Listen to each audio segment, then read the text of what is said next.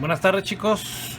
Vamos a ver un tema llamado nomenclatura de funciones inorgánicas o nomenclatura de compuestos inorgánicos. Nuestras nomenclaturas para estos tipos de compuestos van a estar representadas en tres grupos de nomenclatura más comunes, o van a estar representadas en tres formas de nomenclatura que son las más utilizadas. La primera nomenclatura, conocida como UICPA en español, que quiere decir Unión Bueno, sus siglas vienen del organismo que emite estas reglas de nomenclatura, que es la Unión Internacional de Química Pura y Aplicada. En inglés es UPAC, ¿sí? O sea, cambia el orden de las siglas nada más. La segunda nomenclatura, bueno, la UICPA también es conocida como nomenclatura sistemática. La segunda es la nomenclatura tipo stock. Es una nomenclatura que se utilizó de forma muy amplia por todo el mundo, pero ha sido sustituida por la nomenclatura de la UICPA.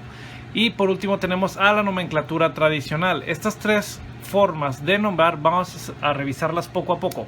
Hoy, o con este video, de forma introductoria para ver las diferencias entre estas nomenclaturas, y en adelante, en otros videos, vamos a ver cómo se utilizan cada una de estas tres nomenclaturas para nombrar las diferentes funciones. Dentro de las funciones principales vamos a encontrar a los óxidos metálicos y no metálicos, los hidruros metálicos, los hidróxidos, los ácidos hidrácidos, los ácidos oxiácidos, las sales conocidas como aloideas o sales binarias y las oxisales, ¿sí? Vamos a tener 6 grupos básicos de funciones químicas.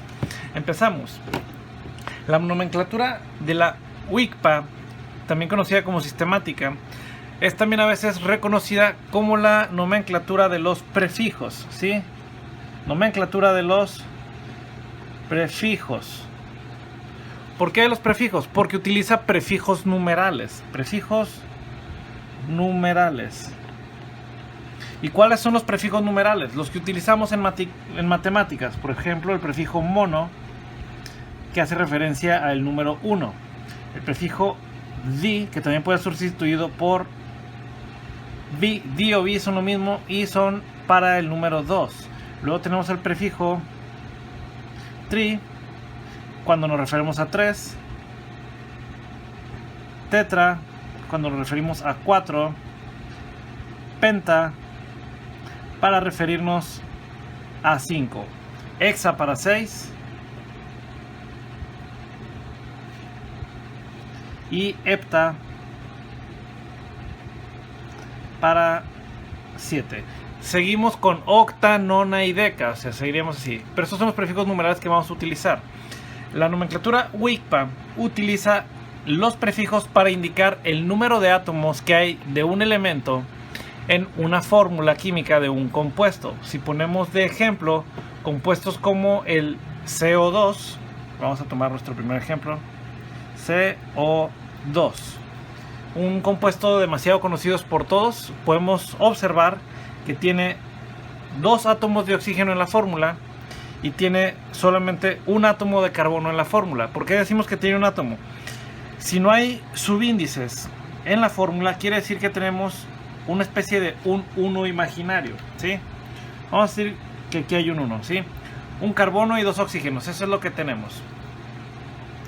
Entonces, estos prefijos numerales los vamos a utilizar para indicar cuántos átomos hay de cada elemento en la fórmula. Primera regla para la nomenclatura de la UICPA sería que nombra los aniones primero. ¿A qué me refiero con los aniones? Vamos a nombrar de la fórmula primero al elemento que tiene carga negativa, pero es difícil para nosotros identificar cuál es el elemento que tiene mayor electronegatividad, por ende el más negativo o el de carga negativa en nuestra fórmula.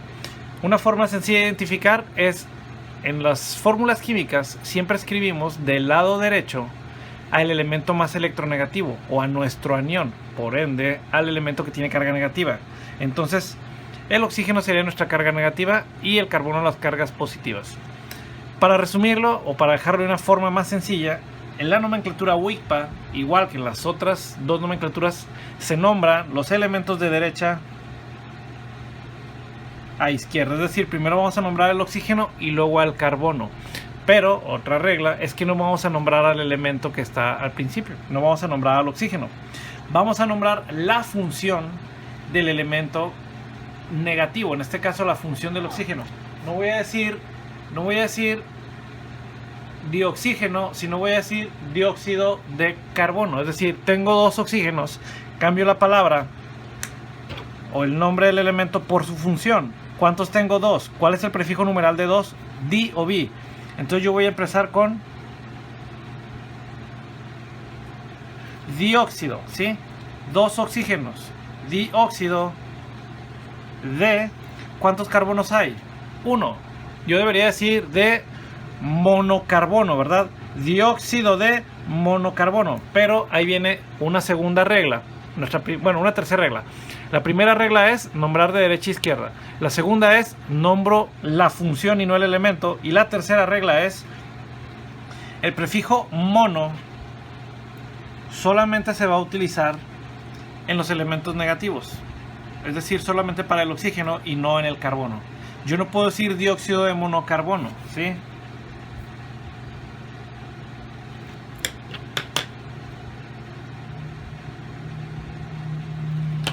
Dióxido de monocarbono sería el nombre, pero esto es erróneo. No debo indicar el prefijo mono. No puedo utilizar el prefijo mono en el elemento de la izquierda, solo en el de la derecha. Puedo decir monóxido, dióxido o trióxido, pero no puedo decir monocarbono.